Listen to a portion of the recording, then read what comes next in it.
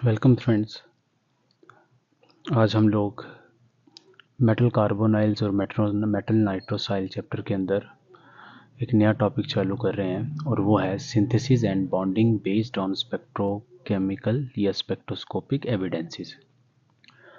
Synthesis and bonding यानी कि हम लोगों ने देखना है कि मेटल कार्बोनाइल्स बनते कैसे हैं एक चीज़, एंड बॉन्डिंग यानी कि मेटल और कार्बोनाइल के बीच में जो बॉन्ड बनता है वो किस नेचर का होता है, और बेस्ड ऑन स्पेक्ट्रोस्कोपिक एविडेंसेस, और इनके स्पेक्ट्रोस्कोपिक एविडेंसेस क्या हैं या कैसे पता चलता है बॉन्डिंग हुई है या नहीं हुई।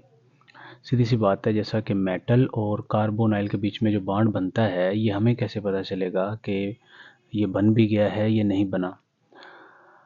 कुछ ना कुछ हमारे पास केमिकल एविडेंसेस होने चाहिए, कुछ रिपोर्ट होनी चाहिए। किसी ने इलेक्ट्रॉनों के अंदर जाके या इलेक्ट्रॉनों के साथ बैठ के तो नहीं देखा ना कि बॉन्ड बना है या नहीं बना। तो हमारे पास कुछ डाटा आना चाहिए, कुछ डाटा होगा, वो कैसे इंटरप्रेट करना है या कैसे हम लोग अंदाज़ा लगाएंगे कि बॉन्ड बन चुका है। यानी कि अब बॉन्डिंग के बारे में हम लोग थोड़ा डिटेल में पढ़ने वाले हैं। इससे पहले हम लोगों ने स्लाइड्स के अंदर EN रूल वगैरह और बेसिक इंट्रोडक्शन देखा था। अगर आपने वो लेक्चर नहीं देखे तो जो हमारी लेक्चर सीरीज़ है उसके अंदर आप जाके देख सकते हैं।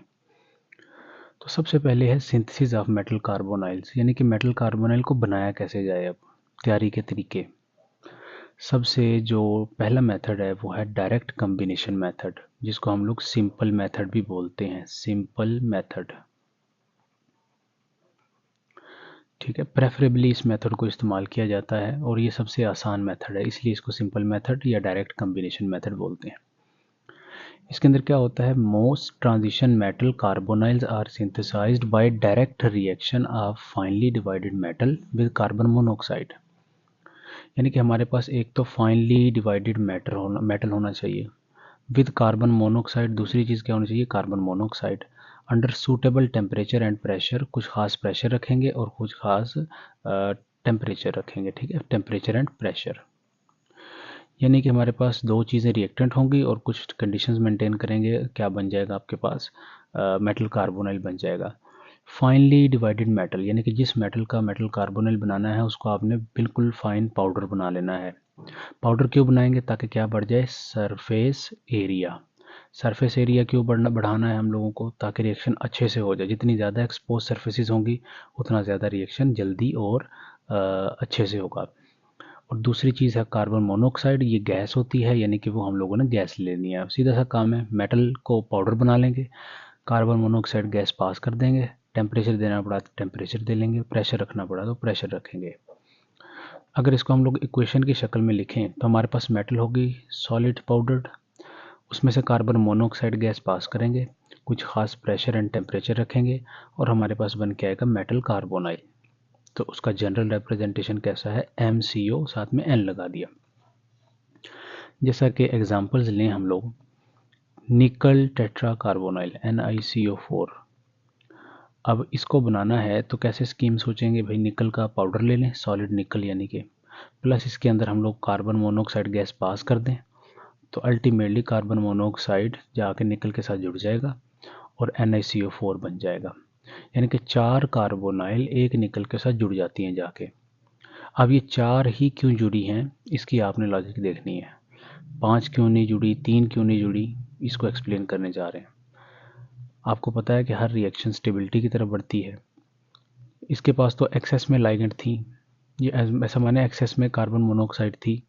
इसने 4 ही क्यों ट्रैप की, क्योंकि 4 जोड़ने से इसका 18 इलेक्ट्रॉन रूल फॉलो हो जाता है, या EAN नंबर को ये फॉलो कर जाता है। अगर हम लोग देखें इलेक्ट्रॉन काउंट करना, तो निकल के इलेक्ट्रॉन काउंट कैसे करेंगे, अगर हम लोग जाएं 18 इलेक्ट्रॉन रूल से, तो हमें पता है निकल के पास जो इलेक्ट्रॉन होते हैं वो अल्टीमेटली हमारे पास इसके अंदर 10 होंगे, यानी कि 28 इसका एटॉमिक नंबर है। तो 2 जमा 8 कर लेंगे, ये कितने हो जाएंगे, 10। ये तो निकल के पास इलेक्ट्रॉन है, प्लस 18 बनाने हैं इसने, क्योंकि 18 नोबल गैस कॉन्फ़िगरेशन है, या 18 रूल को फॉलो करवाना है। अब ये कितनी लाइगेंड जोड़े के 18 बने, तो 10 तो इसके पास ऑलरेडी थे, तो ये कितने जोड़ेगा अपने साथ, 4 लाइगेंड को जोड़ेगा, क्योंकि दो एक कार्बन मोनोऑक्साइड से आएंगे। एक कार्बन मोनोऑक्साइड 2 इलेक्ट्रॉन देती है, 4 आएंगे तो 8 हो जाएंगे, 10 और 8 18। इसका मतलब है कार्बन मोनोऑक्साइड 4 ही जुड़ेंगी, ना 5 जुड़ेंगी ना 3 जुड़ेंगी। अगर 5 जुड़ती तो 20 हो जाते, 3 जुड़ती तो 16 हो जाते। इसने 18 रूल को फॉलो करने के लिए ये क्या किया है, 4 लाइगेंड जोड़ी है, क्योंकि 18 इलेक्ट्रॉन नोबल गैस कॉन्फ़िगरेशन है। या आप इसको दूसरे EN रूल से भी देख सकते हो भी, निकल का 28 नंबर एटॉमिक नंबर, तो 28 तो इसके पास इलेक्ट्रॉन्स हैं, प्लस इसने 36 पूरे करने हैं अपनी सामने वाली नोबल गैस के अकॉर्डिंग। तो कितनी लाइगेंड जोड़ेगा, तो ये एक कार्बन मोनोऑक्साइड कितने देती है, 2 इलेक्ट्रॉन देती है। यहाँ पे क्या नंबर रखेंगे, 36 बन जाए 28 के साथ मिलाने से, तो 4 रखेंगे, 28 और 8 कितने हो जाएंगे, 36। इसका मतलब ये 4 लाइगेंड कार्बन मोनोऑक्साइड की जोड़ेगी। तो ये सिंपल सा मेथड है। इससे हम लोगों ने देखा कि कैसे मेटल के साथ गैस को रिएक्ट करवाया जाएगा और कितनी लाइगेंड जोड़नी है। फार्मूला लिखते वक्त भी हमें मुश्किल नहीं आएगी। सिमिलरली FeCO5 आयरन पेंटा कार्बोनाइल, इसके लिए भी क्या करेंगे, लोहे का पाउडर ले लेंगे, आयरन पाउडर, प्लस हम लोग किसके साथ ट्रीट कर देंगे उसको, कार्बन मोनोऑक्साइड गैस के साथ। जब कार्बन मोनोऑक्साइड गैस के साथ ट्रीट करेंगे तो आयरन पेंटा कार्बोनाइल बन जाएगा। अब ये 5 ही क्यों जुड़ी हैं, इसको एक्सप्लेन कैसे करें भी। आयरन के पास इसका एटॉमिक नंबर है 26, 26 के लिए 18 काउंट करेंगे, 2 जमा 6 बताया हुआ मैंने पीछे काउंट करना, कि इसको ऐसे लिख लें, कितने हो जाएंगे 8, जमा एक कार्बन मोनोऑक्साइड 2 लाइगेंड देती है, तो कितना यहाँ पे रखें कि 18 बन जाए, तो ये अल्टीमेटली 5 रखना पड़ेगा। 5 2 बार 10 और 8 18, इसका मतलब है 5 ही लाइगेंड ये जोड़ेगी, ना ये 4 जोड़ेगी ना ये 6 जोड़ेगी।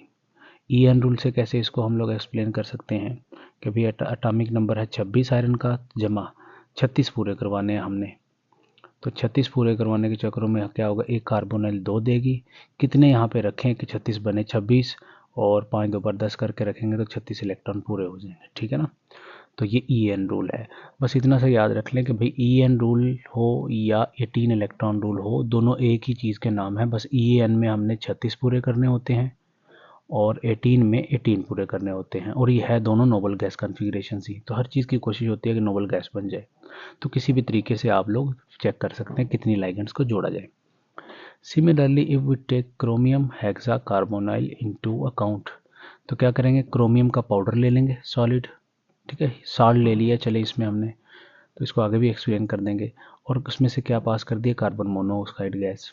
जब कार्बन मोनोऑक्साइड गैस पास की जाएगी तो अल्टीमेटली आपके पास जितनी लाइगेंड जुड़नी होगी वो जुड़ जाएंगी, और यहाँ पे 6 जुड़ी हैं हमारे पास। 6 को कैसे एक्सप्लेन करें, 18 से चलते हैं हम लोग। क्रोमियम का एटॉमिक नंबर कितना है, 24, तो 24 2, ये 24 नंबर पहले लिख लिया, इसको कैसे लिखेंगे, 2 + 4, ये कितना हो जाएगा 6, प्लस 18 पूरे करवाने हैं इसके, 2 लाइगेंड 2 इलेक्ट्रॉन एक कार्बोनाइल से आते हैं, तो यहाँ पे क्या नंबर रखें कि ये मिला के 6 18 हो जाए, तो 6 ही रखना पड़ेगा। 6 2 बार 12 और 6 18, तो इसका मतलब 6 ही जुड़ेंगे इसके साथ आके। EN रूल से चलें तो क्रोमियम का है 24 प्लस 36 पूरे करने हैं, तो 36, एक कार्बोनाइल 2 देती है इलेक्ट्रॉन, तो यहाँ पे 6 रखेंगे तो 36 को सेटिस्फाई करेगा। इसका मतलब 6 यहाँ पे कार्बोनाइल आके जुड़ेंगे। बस ये रिएक्शन जो है थोड़ा सा ट्रिकी है, इसमें एल्यूमिनियम कैटलिस्ट डालना पड़ता है, तब ये रिएक्शन आगे जाती है। तो डायरेक्ट कम्बिनेशन में क्या है कि भाई जिस मेटल का मेटल कार्बोनाइल बनवाना है वो लो, और उसके साथ आप कार्बन मोनोऑक्साइड गैस पास कर दो, तो आपके पास मेटल कार्बोनाइल बन के आ जाएगा। नीचे एक इंपॉर्टेंट सी लाइन लिखती है मैंने, इस रिएक्शन के लिए खास है ये, it is prepared by heating chromium chloride with carbon monoxide in presence of Al, यानी कि कैटलिस्ट भी डालना पड़ सकता है। तो ये है direct combination method. Next method है हमारे पास रिडक्टिव कार्बोनाइलेशन। रिडक्टिव किससे आया है, रिडक्शन वर्ड से। रिडक्शन, रिडक्शन का मतलब होता है गेन ऑफ इलेक्ट्रॉन, ठीक है, इलेक्ट्रॉनों का हसूल। कार्बोनाइलेशन का मतलब क्या होता है, addition of CO, carbon monoxide, cobalt नहीं है ये CO है, ठीक है, कार्बन मोनोऑक्साइड, जिसको हम लोग ऐसे भी लिख देते हैं C∧O और एक लोन पेयर। अब ये दूसरा मेथड है हमारे पास, इसमें क्या होता है, metal salts are reduced in presence of CO, यानी कि कोई एक मेटल साल्ट लिया जाता है, उसको रिड्यूस किया जाता है और फिर किसकी मौजूदगी में इसको ट्रीट किया जाता है, कार्बन मोनोऑक्साइड की मौजूदगी में। कैसे एक्सप्लेन करें, मेटल साल्ट ले लिया हमने, मेटल साल्ट्स की क्या कैरेक्टरिस्टिक होती है, उन पर कोई ना कोई चार्ज होता है। जैसा कि अगर मैं बोलूँ निकल सल्फेट है आपके पास, तो इसमें ये मेटल साल्ट है और इसमें निकल की ऑक्सीडेशन स्टेट में Ni+2 में है। तो ये इस तरह की चीज़ की बात की जा रही है, ठीक है। जैसे हमारे पास मैग्नीशियम सल्फेट है MgSO4, तो क्या होगा अल्टीमेटली इसमें Mg+2 कैटाइन जो है, ये क्या है, साल्ट के अंदर कैटाइन है और ये पूरा साल्ट है। तो कोई एक साल्ट से मेटल कार्बोनिल बनवाना हो तो तब ये रिडक्टिव कार्बोनिलेशन इस्तेमाल करेंगे मेथड। ये भी बहुत सिंपल है। पिछले मेथड में क्या था हमारे पास, प्योर मेटल थी, ज़ीरो ऑक्सीडेशन स्टेट वाली। अब क्या है, चार्ज स्टेट वाली आ चुकी है मेटल। तो सबसे पहले क्या करते हैं, रिड्यूसिंग एजेंट डालते हैं। रिड्यूसिंग एजेंट का काम क्या होता है, इसको इलेक्ट्रॉन जितने चाहिए उतने देता है और ये खुद किस में कन्वर्ट हो जाएगा, ज़ीरो ऑक्सीडेशन स्टेट में। और जब ये ज़ीरो ऑक्सीडेशन स्टेट में हो जाएगा तो CO के साथ डायरेक्ट कॉम्बिनेशन होगा तो MCO बना देगा ये। समझ रहे होंगे इस बात को। एग्जाम्पल से अगर इसको एक्सप्लेन करें, हम चाहते हैं कि क्रोमियम का मेटल कार्बोनाइल बनवाएं।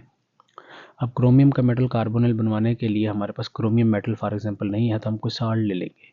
अब इस साल्ट के अंदर देखा जाए CrCl3 के अंदर +3 ऑक्सीडेशन स्टेट है किसकी, क्रोमियम की। अब हमने अगर क्रोमियम का बनवाना है तो +3 को हमने ज़ीरो के अंदर लेके जाना होगा, तो उसके लिए कैटलिस्ट डाल लिया एल्यूमिनियम। एल्यूमिनियम क्या करता है, खुद Al+3 में बदल जाता है और 3 इलेक्ट्रॉन दे देता है। Aluminium is good reducing agent, या क्योंकि ये मेटल है तो metals are good reducing agent, ऐसे भी सोच सकते हो। ये 3 इलेक्ट्रॉन किसको दिए जाएंगे, क्रोमियम को। जब ये 3 इलेक्ट्रॉन क्रोमियम को दिए जाएंगे तो क्रोमियम किस में बदल जाएगा, Cr0 के अंदर, न्यूट्रल। जब Cr0 के अंदर बदल जाएगा तो उसके बाद कार्बन मोनोऑक्साइड जोड़ेंगे, तो कितने जुड़ेंगे, ये 6, तो आपके पास क्या बन जाएगा, CO6। और इसको हमने पीछे भी एक्सप्लेन किया है कि ये 6 ही क्यों लगे हैं, नोबल गैस का कॉन्फ़िगरेशन हासिल करने के लिए। तो this is another method to prepare metal carbonyls. और ये कोई मतलब डिफ़िकल्ट प्रोसेस नहीं है, पहले स्टेप में इलेक्ट्रॉन दें, बाकी सारा डायरेक्ट कम्बिनेशन जैसा ही है।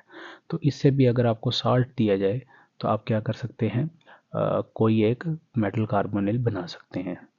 अगर मैं कहूँ कि भाई निकल CO4 बना के दिखाएं इस मेथड से, तो क्या करेंगे आप, निकल सल्फेट ले लेंगे, निकल सल्फेट को जिंक से ट्रीट करेंगे, तो क्या बन जाएगा, जिंक सल्फेट प्लस क्या बन जाएगा, निकल 0 में। इसको किससे ट्रीट कर देंगे, CO के साथ, और क्या बन जाएगा, NiCO4 बन जाएगा। यहाँ पे क्या हुआ, निकल ऑक्सीडेशन +2 में था, ये 0 में था, ये खुद किस में बदल गया, 2 में। इसने 2 इलेक्ट्रॉन किसको दिए, जिंक को, निकल को रिड्यूस किया, 0 में चला गया निकल, निकल 0 में गया, कार्बोनाइल जोड़ दिए तो निकल कार्बोनाइल बन गया, टेट्रा कार्बोनाइल। थर्ड मेथड है हमारे पास फोटोकेमिकल और थर्मल मेथड। फोटो का मतलब होता है लाइट, रोशनी। थर्मल का मतलब होता है हीट या टेम्परेचर। तो इस मेथड में क्या होता है, higher carbonyls decompose under heat और यूवी लाइट, या हम उसको यूवी लाइट दें तो किसी एक की मौजूदगी में ये डीकम्पोज हो जाते हैं। कौन, हायर कार्बोनाइल के मुराद कि मेटल कार्बोनाइल के साथ कई सारी लिगेंड जुड़ी हुई हैं, 4 5 6 7 8 10 क्लस्टर बना हुआ, टू फॉर्म लोअर और क्लस्टर कार्बोनाइल, जिससे हमें छोटे या थोड़े लाइगेंड वाले मेटल कार्बोनाइल मिलते हैं। मतलब शुरू में क्या होगा, कोई 10-12 लाइगेंड्स होंगी, आप उनको हीट देंगे या टेम्परेचर देंगे या आप उसको लाइट के अंदर रखेंगे तो कुछ लाइगेंड्स उतर जाएंगी। जो लाइगेंड उतरेंगी तो जो नया कंपाउंड बनेगा वो कम लाइगेंड वाला होगा, तो वो भी एक नया मेटल कार्बोनाइल कहलाएगा। जैसे कि आप इस चीज़ को देखें, MCO6 मेटल हेक्सा कार्बोनाइल लिया हमने, यूवी लाइट की मौजूदगी में रखा। अब यूवी लाइट क्या होती है, यूवी अल्ट्रा वायलेट यानी कि वायलेट से भी पीछे, विजिबल रीजन से, यानी कि 200 से ये 400 नैनोमीटर के लगभग लैम्डा की लाइट होती है, नैनोमीटर, ठीक है। तो ये वही लाइट है जो करेंसी नोट चेक करने के लिए इस्तेमाल की जाती है। तो उसके अंदर इसको रखेंगे पाउडर को या लिक्विड को, तो इसमें से देखा गया एक्सपेरिमेंटली कि एक CO लाइगेंड उतरती है, MCO5 बन जाएगा, मज़ीद लाइट के अंदर रखा हमने तो एक और लाइगेंड उतर गई तो 4 वाले रह गए, मेटल टेट्राकार्बोनाइल रह गया। एक और लाइगेंड उतर गई यूवी लाइट के अंदर, मज़ीद रखा इसको प्रोलॉन्ग कीपिंग, तो आपके पास MCO3 बन गया। यानी कि देखिए आप जो आप लाइट के अंदर इसको काफ़ी टाइम दे रहे हैं, एक एक लाइगेंड करके उतरती जा रही है। तो 6 वाला था, ये पहला मेटल कार्बोनाइल था, हायर मेटल कार्बोनाइल, फिर नेक्स्ट बना, फिर नेक्स्ट बना, फिर नेक्स्ट बना। तो ये तीनों जो बने हैं आपके पास, ये नए मेटल कार्बोनाइल हैं। ठीक है।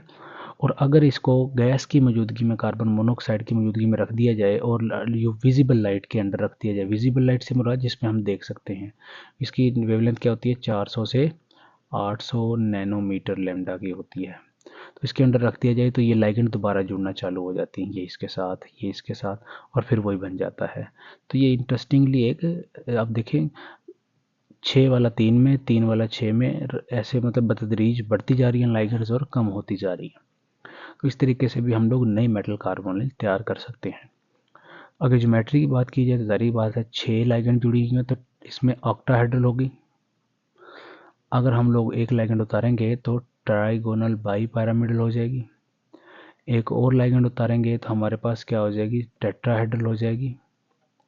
इसको सीसा भी कहते हैं कई लोग, डिस्टॉर्टेड टेट्राहेड्रल को ही। और इसके अंदर हमारे पास ट्राइगोनल प्लेनर हो जाएगी ये। ठीक है, ये इसको हम लोग पैरामिडल भी बोलते हैं। तो ये 3 इंपॉर्टेंट मेथड हैं हमारे पास मेटल कार्बोनाइल को लैब के अंदर या इंडस्ट्रीज़ के अंदर बनवाने के, जिसके अंदर पहला डायरेक्ट कम्बिनेशन, दूसरा है रिडक्टिव कार्बोनाइलेशन, तीसरा है फोटोकेमिकल और थर्मल मेथड्स। तो होपफुली ये आपको समझ आ गया होगा, ये बिल्कुल आसान से मेथड्स हैं। तो इसके अंदर हम लोग सिर्फ इतना ही कर रहे हैं। उसके बाद नेक्स्ट देखेंगे हम लोग बॉन्डिंग कैसे होती है इन मेटल कार्बोनाइल्स में, यानी कि जब कार्बन मोनोऑक्साइड मेटल के साथ जुड़ती है। तो नेक्स्ट लेक्चर के अंदर आप इसको कंटिन्यू कर सकते हैं। Thank you.